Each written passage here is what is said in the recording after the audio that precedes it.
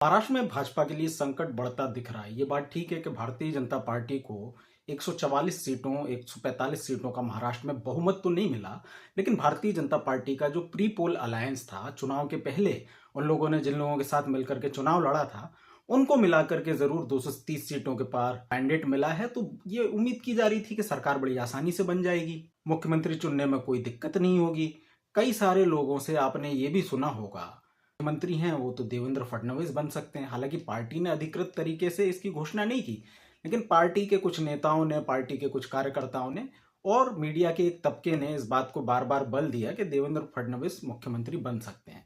लेकिन भारतीय जनता पार्टी का अभी तक ये घोषणा ना करना ये कई सारे प्रश्न उठाता है। इस वीडियो के अपलोड करने तक सीएम कौन होगा महाराष्ट्र का, इसका तो फैसला हुआ नहीं, लेकिन किस पार्टी से होगा इसका भी फैसला नहीं हुआ।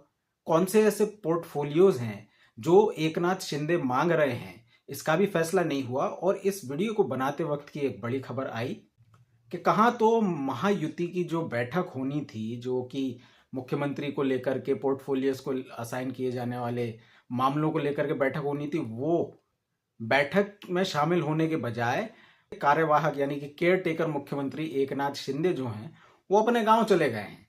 तो मतलब इतनी महत्वपूर्ण बैठक जहां आपकी सरकार का, आपके भविष्य का, आपकी पार्टी के भविष्य को लेकर के डिसीजन लिया जाना था, वहां तो आप है नहीं। हाँ, भारतीय जनता पार्टी जो एकनाथ शिंदे जी के कार्यों को लेकर के, उनके कामों को लेकर के आगे बढ़ी थी, क्या वो भी ये फैसला नहीं कर पा रही है कि मुख्यमंत्री कौन होगा, महाराष्ट्र में कौन बनेगा मुख्यमंत्री? इस बात को लेकर के इतनी चिंता करने की क्या जरूरत है? भारतीय जनता पार्टी अगर ये कह रही है कि वो सबसे बड़ा दल है, सबसे बड़ी पार्टी है, तो अपने किसी नेता को मुख्यमंत्री बना दे। हाँ, अब भारतीय जनता पार्टी को अगर ये लगता है कि एकनाथ शिंदे ने अच्छा काम किया तो उनको मुख्यमंत्री बना दे। अजीत पवार की तो खैर बात करेंगे, लेकिन उससे पहले एकनाथ शिंदे के लिए भाजपा तर्क वितर्क क्यों नहीं कर रही है? क्योंकि ये एकनाथ शिंदे जब 40 सीटों के साथ आपकी पार्टी में आए थे, गवर्नमेंट ज्वाइन करने आए थे, तो तब आपने उन्हें 40 सीटों के आधार पर मुख्यमंत्री बना दिया था। आज ये 55 सीटें लेकर के आए, यानी पहले से भी ज्यादा। तो इनका नाम मुख्यमंत्री के लिए कंसिडर करके इनको अभी तक मुख्यमंत्री क्यों नहीं घोषित किया गया, इस बात का जवाब भाजपा को देना चाहिए। अब आते हैं अजीत पवार पर। Ajit Pawar pre poll alliance के इनके साथी रहे, लेकिन शुरुआत से अजीत पवार ने कई सारे ऐसे मुद्दे हैं जिनको की लेकर के भारतीय जनता पार्टी का एक तरीके से विरोध किया।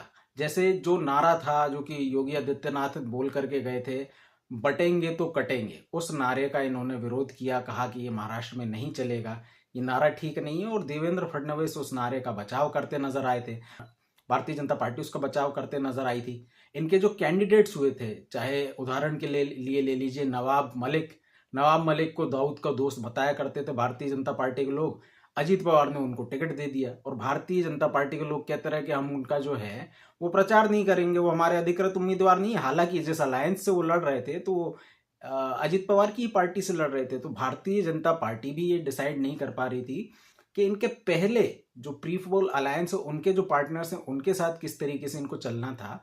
चलिए वो सब हो गया, लेकिन अब जब मैंडेट आपके पक्ष में आ गया है, निर्णय आपके पक्ष में आ गया है, तब भी अगर आप मुख्यमंत्री डिक्लेयर नहीं कर पा रहे हैं, तो ऐसा लगता है भारतीय जनता पार्टी की समस्याएं बढ़ती जा रही है। और इस सब के बीच महाराष्ट्र की वो जनता जो ये आस कर रही है कि भारतीय जनता पार्टी महायुति सरकार ने जो जो वादे किए थे उनको पूरे करने का समय आ गया है, क्योंकि जनता ने तो उनको वोट दे दिया। अगर ईवीएम सही है ये मान लिया जाए तो, हालांकि इस पर भी प्रश्न है, लेकिन फिर भी 2 मिनट के लिए यदि मान लें, तो इस सब के बाद भाजपा को किस बात की चिंता? ठीक है, आपने आखिरी कुछ महीनों में पैसा बांटा, जनता को पैसा दिया, उसको चुनाव के बाद कितना करने की आपने बात कही थी, और चुनाव के बाद के जो वादे हैं उनको पूरा करने का अगर अब वक्त आ गया है और भारतीय जनता पार्टी वो नहीं कर रही है, सीएम भी डिक्लेयर नहीं कर पा रही है, तो जनता को जो लाभ मिलने वाले थे सरकार बनने के बाद, महायुति की सरकार बनने के बाद, वो लाभ मिलने का इंतजार बढ़ता जा रहा है, लगातार बढ़ता जा रहा है। लेकिन भाजपा के जिम्मेदार इस बात पर कोई चिंता व्यक्त करने को तैयार नहीं है। तो भारतीय जनता पार्टी को चाहिए कि जल्द से जल्द